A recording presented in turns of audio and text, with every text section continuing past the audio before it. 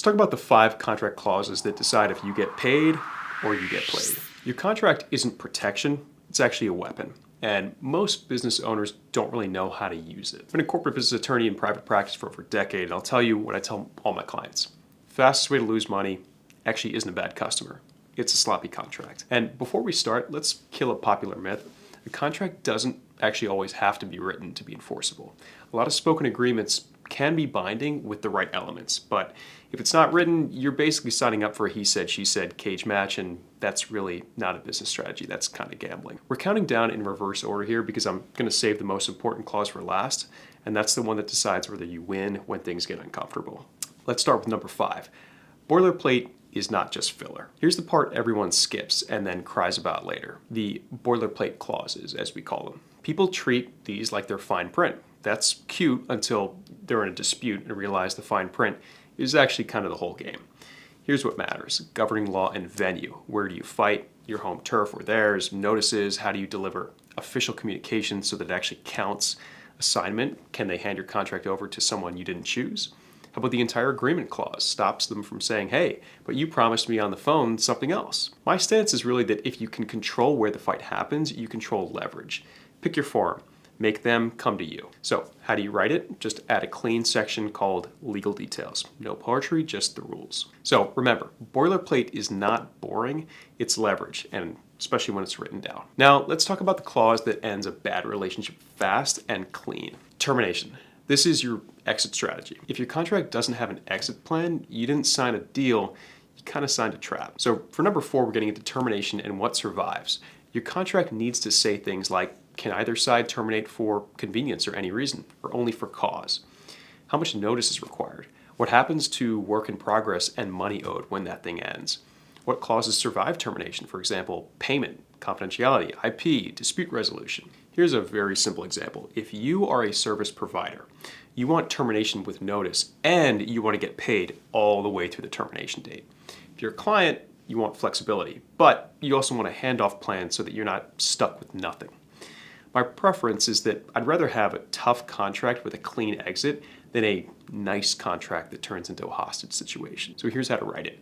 Use a section titled Term and Termination. Use clear bullets and clear timelines. Keep in mind that business is relationships. Contracts are how you leave without bleeding out. Next up, the clause that decides who pays when reality shows up. What about the risk? Who pays when something breaks? I want you to remember this. Contracts don't stop problems, they just pick the bill payer. We're talking about risk allocation, things like liability, indemnity, even insurance. In plain English, I mean things like limitation of liability, which is your maximum exposure, the ceiling. Indemnity, which is a whole topic on its own, but essentially kind of just means if it's your mess, you're going to be the one paying. And insurance, proof that they can actually cover the mess if things go sideways. Back to a short example. A vendor screws up, your customer sues you. Are you holding the bag or are they? It can make a big difference. My take is that the best standard clause for most business contracts is a reasonable liability cap, which is often tied to the fees that were paid under the contract. You're going to have specific carve-outs for the serious stuff like intentional misconduct, confidentiality, and IP. And then you're going to layer on those insurance requirements when the work actually touches real risk. What I don't like is the default that most people kind of accidentally accept, which is unlimited liability. That's how one deal can turn into a company-ending event, which is just not worth it. So here's how to write it.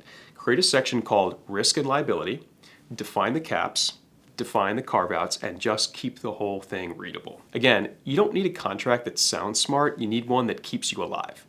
Now, let's fix the clause that causes 80% of contract fights, the actual deal itself. Now we're up to number 2. Define the deal like you want to get paid.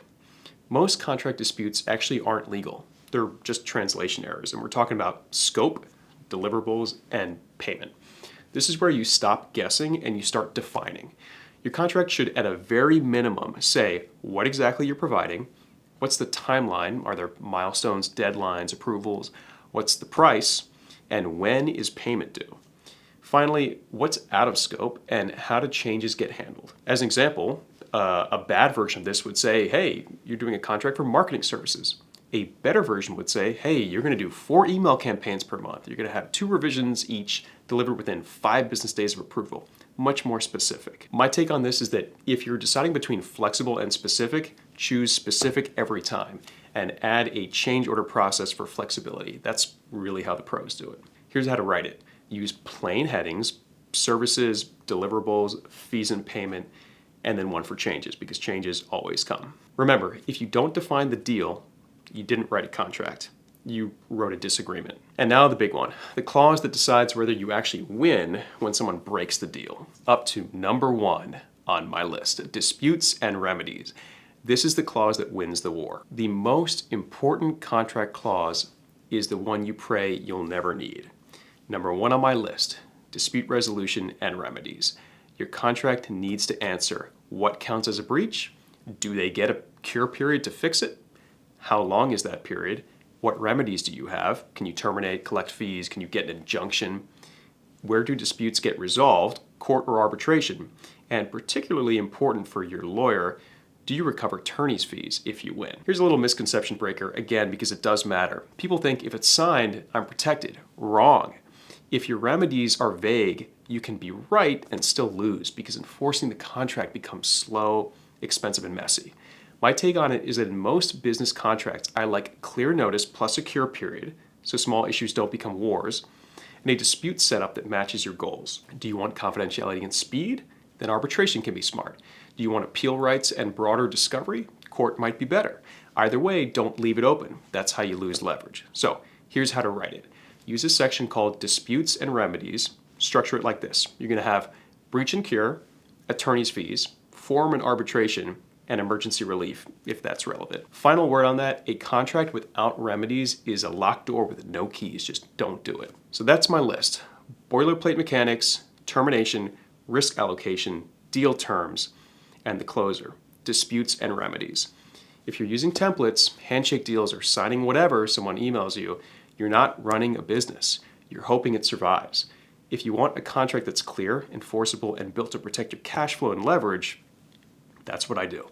I'll review what you're using, what you're working with, and fix the weak spots, and give you something you can reuse without sweating every deal. Because the best contract isn't the longest one. It's the one that wins when someone tries you.